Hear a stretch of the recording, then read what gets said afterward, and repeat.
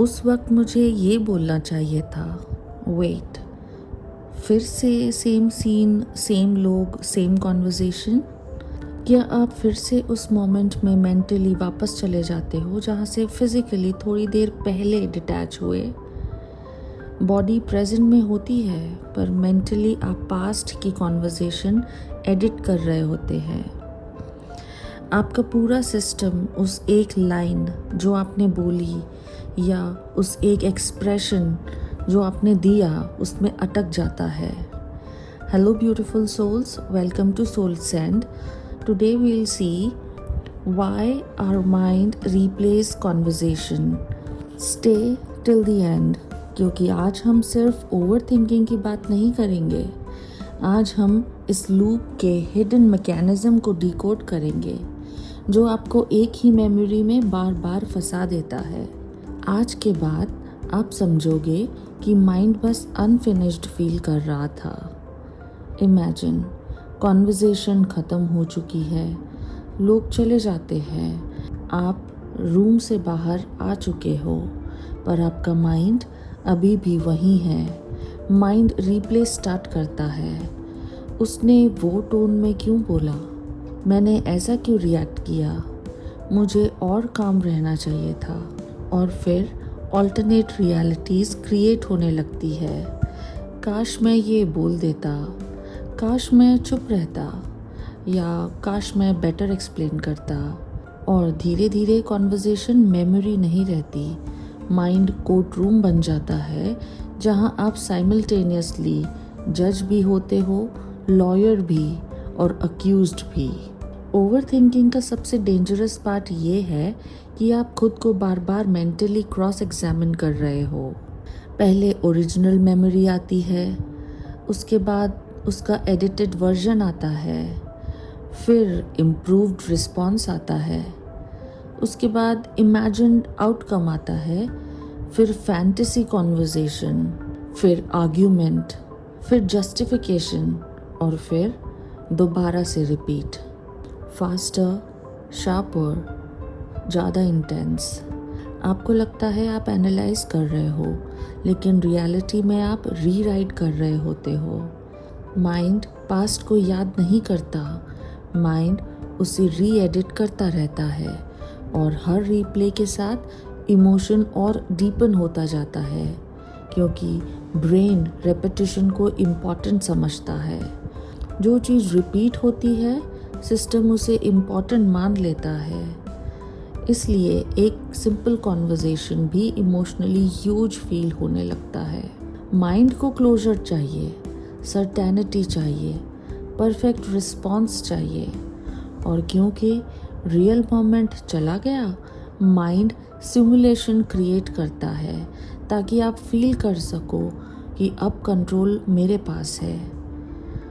पर एक प्रॉब्लम है कि पास्ट एडिटेबल नहीं होता। माइंड बार बार रिवाइंड करता है क्योंकि उसे लगता है क्लैरिटी मिल जाएगी, पर पास्ट से क्लैरिटी नहीं मिलती, सिर्फ रेपिटेशन मिलता है। आपका सिस्टम एक्चुअली कॉन्वर्जेशन को सॉल्व नहीं कर रहा, वो हेल्पलेसनेस से बचने की कोशिश कर रहा है, क्योंकि इम्परफेक्ट मोमेंट्स ह्यूमन माइंड को अनकंफर्टेबल लगते हैं। हर रीप्ले के पीछे एक इनकम्प्लीट फीलिंग होती है। कुछ मिसअंडरस्टूड फील हुआ, कुछ एम्बैरेसिंग लग गया। माइंड इनकम्प्लीशन को टॉलरेट नहीं कर पाता, तो वो रिविजिट करता है अगेन एंड अगेन। और लूप तब तक नहीं रुकता जब तक सिस्टम को इंटरनली सेफ इनफ फील नहीं होता। कभी कभी प्रॉब्लम कॉन्वर्जेशन नहीं, फियर होता है। Fear of rejection, fear of being judged, fear wrong feel होने का। और फिर एक नॉर्मल इंटरैक्शन भी आइडेंटिटी थ्रेट बन जाता है। आप टोन डिकोड करते हो, फेशियल एक्सप्रेशन एनालाइज करते हो, हर माइक्रो डिटेल सडनली इम्पॉर्टेंट लगने लगती है। जैसे क्या मैंने ऑकवर्ड साउंड किया, या क्या उन्होंने मुझे जज किया। फिर इमेजिनेशन फैक्ट से ज़्यादा लाउड हो जाती है। आप रियलिटी नहीं देख रहे, आप डाउट को जूम कर रहे हो। माइंड ब्लैंक्स को टॉलरेट नहीं करता तो वो अजम्पशन से फिल कर देता है, और अजम्पशंस मोस्टली फियर बेस्ड होते हैं, क्योंकि आपका माइंड डिफरेंशिएट नहीं करता एक्चुअल मोमेंट और इमेजिन्ड रिप्ले में। इसलिए बॉडी ऐसे रिएक्ट करती है जैसे वो पास्ट कॉन्वर्जेशन अभी हो रही हो। इसलिए रिप्ले एडिक्टिव लगता है, क्योंकि बॉडी उसे रियल ट्रीट करती है। जिस चीज़ को आप मेंटली रिपीट करते हो, बॉडी उसे इमोशनली रिलिव करती है, और इसी वजह से 2 मिनट का कॉन्वर्जेशन पूरे दिन का इमोशनल स्टेट डिसाइड कर देती है। हीलिंग का फर्स्ट स्टेप ये समझना है कि ये थिंकिंग नहीं, लूपिंग है, और लूपिंग का गोल क्लैरिटी नहीं होता। लूपिंग का गोल कंटिन्यूएशन होता है। आप सॉल्यूशन के पास नहीं जा रहे, आप सेम सर्कल में और डीप जा रहे होते हो। जब आप इस पैटर्न को नाम देते हो और डिस्टेंस क्रिएट करके आप खुद ऑब्जर्वर बनने लगते हो, तो वहीं से ये ग्रिप वीक पड़नी स्टार्ट हो जाती है। जब आप आइडेंटिफाई कर लेते हो कि ये लूप है, तो इंटेंसिटी ड्रॉप होती है, क्योंकि अवेयरनेस ऑटोमेटिक रेपिटेशन को इंटरप्ट करती है। हीलिंग का मतलब हर थॉट को स्टॉप करना नहीं, हर थॉट को सच मानना बंद करना है, और उस मोमेंट में माइंड का हिप्नोसिस ब्रेक होने लगता है। आपको हर कॉन्वर्जेशन का परफेक्ट क्लोजर नहीं मिलेगा। ये एक्सेप्ट करना डिफ़िकल्ट होता है कि आपको हर कॉन्वर्जेशन का परफेक्ट एंडिंग नहीं मिलेगा।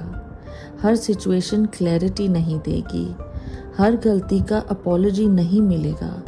फिर भी लाइफ कंटिन्यू रहेगी। हर चीज़ को कंप्लीट होने की ज़रूरत नहीं होती, कुछ चीज़ें बस ख़त्म हो जाती हैं, और जब आप ये अलाउ कर देते हो तब माइंड रिलैक्स करता है, क्योंकि अब उसे हर मेमोरी को रेस्क्यू करने की ज़रूरत नहीं है। लिसन केयरफुली, आपका माइंड आपको टॉर्चर नहीं कर रहा, वो आपको प्रोटेक्ट करने की कोशिश कर रहा है। वो चाहता है कि नेक्स्ट टाइम आप हर्ट ना हो, रिजेक्ट ना फील करो, ऑकवर्ड ना फील करो। इसलिए वो रिहर्स करता रहता है। पर ग्रोथ रिहर्सल से नहीं आती, प्रेजेंस से आती है। लाइफ स्क्रिप्टेड रिस्पॉन्सेस से नहीं बदलती, रेगुलेटेड प्रेजेंस से बदलती है। और रियल हीलिंग तब स्टार्ट होती है जब आप हर मेमोरी को सॉल्व करना बंद कर देते हो। अगर आप ये वीडियो यहाँ तक देख रहे हो, तो शायद आप वो इंसान हो जो एक सिंपल कॉन्वर्जेशन को बार बार रीप्ले करता है और खुद को जज करता है। अगर ऐसा है तो आप अलोन नहीं हो, ये स्पेस आपके लिए है। कमेंट में लिखें आई रिलीज द लूप, क्योंकि अवेयरनेस ही पहला एग्जिट डोर होता है। अगर आप माइंड के हर थॉट को डीपर लेवल पे समझना चाहते हो तो सब्सक्राइब टू सोल सैंड। यहाँ हम ओवर थिंकिंग को सप्रेस नहीं करते, हम उसके हिडन पैटर्न्स को डिकोड करते हैं। अगर आपसे ये वीडियो रेजोनेट करे तो लाइक द वीडियो, इसे उस इंसान तक ज़रूर शेयर कीजिए जो हर कॉन्वर्जेशन को मेंटली रिप्ले करता रहता है और खुद से कभी बाहर नहीं आ पाता। आज से अपने माइंड को रिवाइंड नहीं, रिलीज़ कराना स्टार्ट कीजिए। जब भी सेम कॉन्वर्जेशन रिपीट हो, उसे कंटिन्यू मत करो, उसे लेबल करो लूप, और फिर जेंटली वापस आ जाओ प्रेजेंट में, रियलिटी में। माइंड रिवाइंड करना चाहेगा, पर हीलिंग तब स्टार्ट होती है जब आप रिपीट को रिलीज करना चूज करते हो। Stay aware, stay present. Together we heal, together we rise. This is Soul Sand signing off. Peace out.